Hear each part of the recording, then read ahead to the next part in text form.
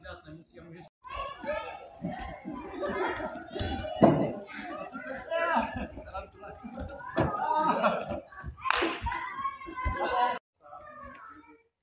Klidně nespěchejte, je to vlastně hrozně pomalý pohyb.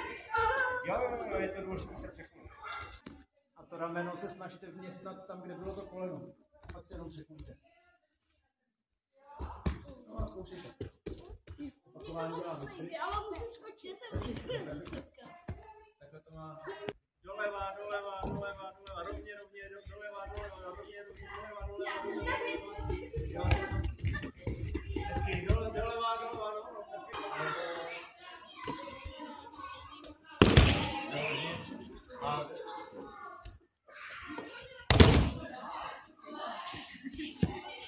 Tak, Lukáš tam.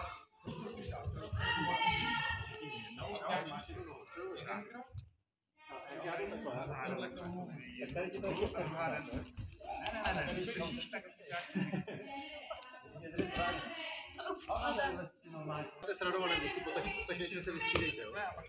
No, jeden a musíš ale podívej. Pak jenom odlačení. A tou druhou taky na druhou. Druhou rukou odlačit mojí. A potom, když on nepadá, tak já jsem schopný si tu druhou ruku. Ty pořád kontroluješ ty to jeho těžiště. On je pružnej, jak se jmenuje? Ondra, já jsem vaše ale. Ondra je pružnej, on se hodně zakloní, ale to vůbec nevadí, aby to šloupíš tou druhou rukou a tou druhou nohou. Pořád bylo to napětí. A v jednu chvíli, když se otočíte, tak on padne na zem. Musíme? Tak tvořte dvojce a nechaj.